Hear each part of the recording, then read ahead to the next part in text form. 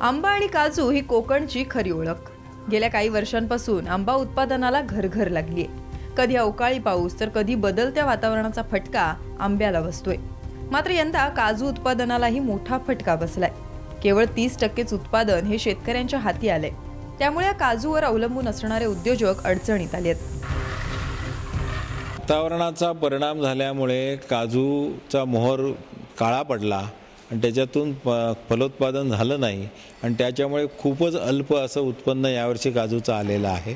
साधारणतः 30%च उत्पादन शेतकऱ्यांना यावेळी काजूच्या माध्यमातून मिळालेलं आहे आणि बी उत्पादन काजू बी फारच अल्प उत्पादन झाल्यामुळे त्याच्यावरती जो प्रक्रिया केली झाली आहे तो प्रक्रिया करून जो काजू तयार होतो त्या काजूची किंमत साहजिकच वाढलेली आहे आणि त्यामुळे मार्केटमध्ये काजू जास्त किमतीला विकला जाईल, परंतु ग्राहक ॲक्सेप्ट करायला तयार नाही आणि तो विक्रीवरती पण त्या काजूगराच्या मोठ्या प्रमाणात परिणाम झालेला आहे। यंदा काजू बीला चांगला भाव मिळत असला तरी शेतकऱ्यांकडे काजू बी नाहीये। ज्यांच्या शेतात 500 किलो काजू बी मिळते त्यांच्या शेतात आता केवळ 50 किलोच काजू बी मिळते। शेतकऱ्यांना भाव जरी चांगला मिळत असला तरी त्यांच्याकडे काजू व्यापाऱ्यांना देण्यासाठी बी नाहीये। शासन आंबा नुकसान भरपाई देतं, मात्र काजू नुकसान भरपाई देणार का असा सवाल आता शेतकऱ्यांनी उपस्थित केलाय। तर काजूवर अवलंबून असणारे अनेक उद्योगही आता अडचणीत आले आहेत। यंदाची परिस्थिती फारच बिकट आहे। अवकाळी पाऊस मध्या काळात झाला, त्याच्यानंतर मध्ये अतिशय धुकं दाटायचं 2-3 महिन्याच्या कालावधी आणि त्यामुळे काजूवरती बरेच आजार होते। टी मॉस्किटो होता, त्याच्यानंतर करपा आजार आला आणि त्यामुळे यंदाचं पीक प्रचंड मोठ्या प्रमाणावरती घटलं आहे। गेल्या वर्षी आम्ही काजू 26 टन पीक घेतलं होतं आणि यावर्षी जेमतेम आम्ही 13 टनापर्यंत पण पोहोचलेलो नाही आहोत। म्हणजे 50% काजूचं उत्पादन यावर्षी घटलेलं आहे।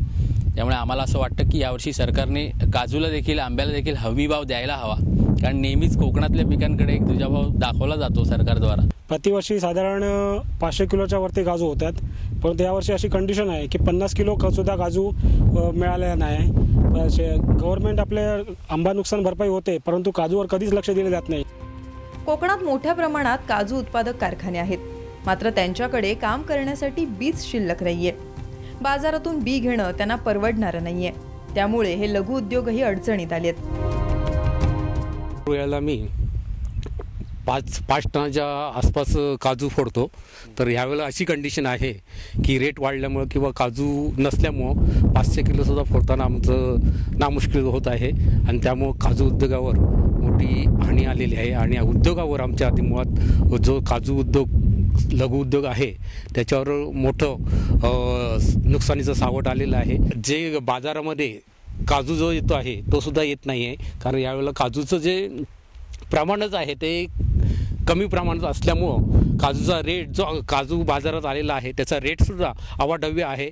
तो कमीत कमी मार्केटमध्ये आता 150 ते 160च्या आसपास पोचलेला आहे। त्यामुळं काजू जो आहे तो आम्ही त्या रेटमुळं घेऊ शकत नाही आहे। जवळजवळ कॅन्सल झालेली आहे अशी आज कंडिशन आहे सध्या आणि त्याचा इफेक्ट जो होतो आहे तो माझे कामगार जे आहेत त्यांच्यावरती पण म्हणजे पेमेंट कसं करायचं लोकांचं तो पण इश्यू आहे। त्याच्यामुळे जसं काजू फॅक्टरीनं जसा फीडबॅक येतो आहे म्हणजे कमी होतो आहे सेल, तसं आम्हाला पण आता जाणवायला लागलं आहे की नाही भरपूरच इफेक्ट होतो आहे। शेतकऱ्यांबरोबरच काजू प्रक्रिया उद्योगांनाही या हंगामात फटका बसतोय। मुळात काजू बी कमी असल्याने काजूगराचे भाव बाजारात चांगलेच कडाडण्याची शक्यता आहे। त्यामुळे यंदा खवय्यांना मात्र काजू खाण्यासाठी जास्त पैसे मोजावे लागणार आहेत। बदलत्या वातावरणाचा फटका आंब्याला जरी बसत असला तरी यावर्षी काजू उत्पादनाला देखील या बदलत्या वातावरणाचा फटका बसला आहे। जवळपास 30%च उत्पादन यावर्षी काजूचं झालं आहे। त्यामुळे यावर्षी लघु उद्योग जे आहेत ते अडचणीत आले आहेत। बी जे कमी असल्यामुळे काजू दरामध्ये देखील मोठ्या प्रमाणात वाढ झाल्याने यावर्षी काजू नक्कीच महागणार यात शंकाच नाही। कॅमेरामन निलेश कदमसह अमोल कलये, साम टीव्ही, रत्नागिरी।